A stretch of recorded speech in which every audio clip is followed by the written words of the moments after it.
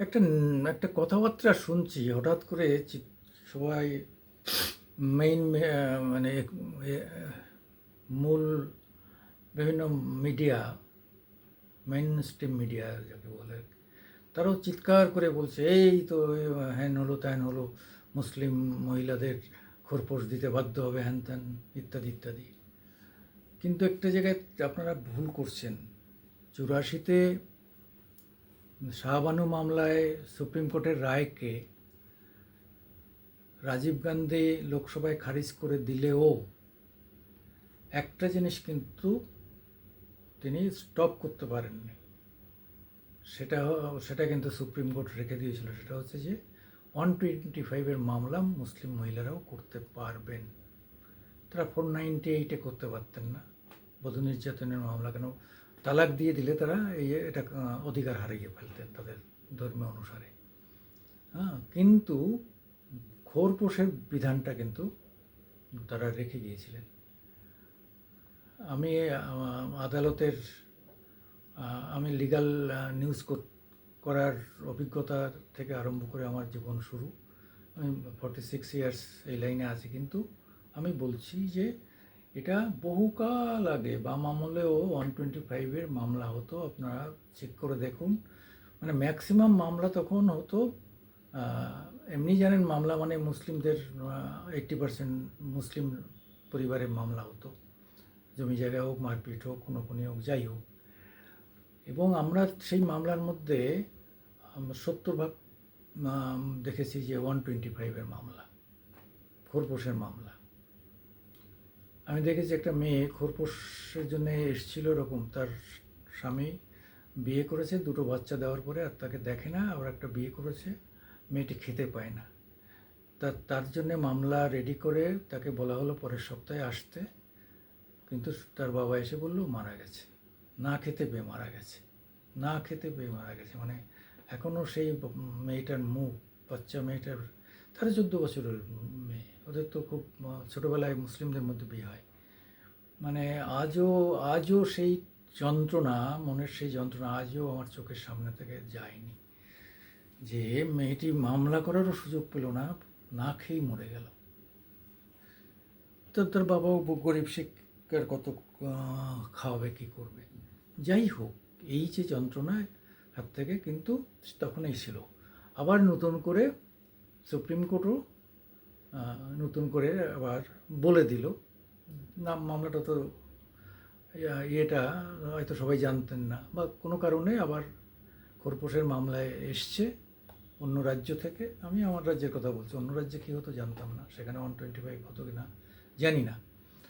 কিন্তু আজকে সম্ভবত দক্ষিণ ভারতীয় কোনো রাজ্য থেকে মামলাটা সুপ্রিম কোর্টে এসছে।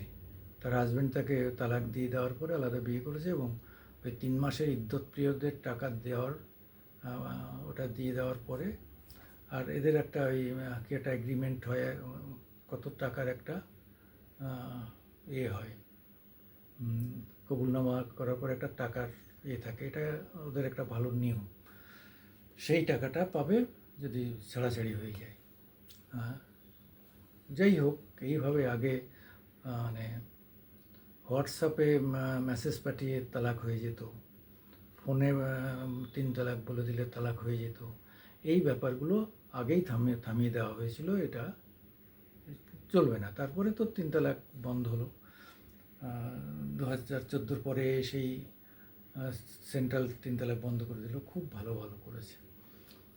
ফলে এই যে 125-এর যে খোরপোশের এইটা কিন্তু তখনও ছিল, এখনও আছে, আবার নতুন করে সেটাকে আরও এনফোর্স করা হলো, খুবই ভালো কথা। কিন্তু অনেকেরই মানে অভিজ্ঞতার অভাবে অনেকে এমন চিৎকার করছে জীবনে প্রথম এই বুঝি 125 হলো। তা নয়, 125টা দেখুন ভালো করে, 125টা বহু কাল ধরে হয়ে আসছে। এটা মানে সিভিল মামলা, এটা ক্রিমিনাল মামলা নয়, এটা সিভিল মামলা দেওয়ানি। সেই জায়গায় দাঁড়িয়ে এখন যারা পার্সোনাল ল নিয়ে চলেন, শরিয়াত নিয়ে চলেন, তারা এসব মানেন না। কিন্তু কোনো কারণে ওই মহিলা যদি কোর্টে একবার পৌঁছাতে পারে, কোর্ট কিন্তু তার মামলা নেবে এবং অপোজিটকে খোরপোশ দিতে বাধ্য করবে। হ্যাঁ, একদম এখন নিয়ম হচ্ছে যে খোরপোশ করলে যেদিন থেকে করবে সেদিন থেকে সে টাকার হিসাব শুরু হবে।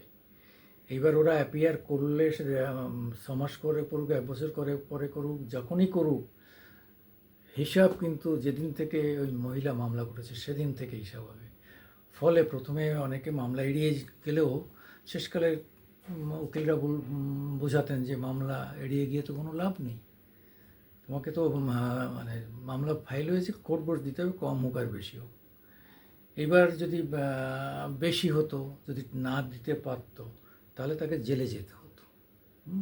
এটাও দেখেছি যে খুব কম হলেও জেলেও গেছে, যে দেখা গেল যে এই মামলা করতে করতে একটা মোটা টাকা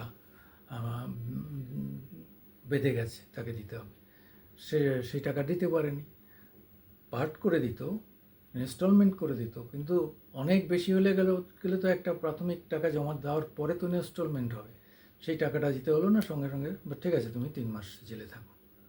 জেল থেকে কাটিয়ে আসলে তাহলে তার ওই ইয়েটা কাটলো, টাকা কমলো না, সে যাই হোক দিতে পারেনি, এইবার তাকে আবার নতুন করে ইনস্টলমেন্ট করে দিত।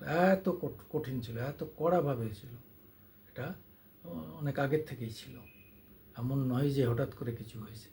তবে ভালো হয়েছে এটা সারা সুপ্রিম কোর্টের বিষয়টা, এটা সারা ভারতবর্ষেই ইমপ্লিকেট হবে, অ্যাপ্লিকেবল হবে, ফলে এটা একটা খুব ভালো জিনিস হলো। আমি সুকুমার দেবনাথ মামাটি মানুষ ইউটিউবের পক্ষ থেকে আপনাদের সামনে আসি। আপনারা আমাদের একটু লাইকস দেবেন, শেয়ার করবেন ও সাবস্ক্রাইব করবেন। নমস্কার।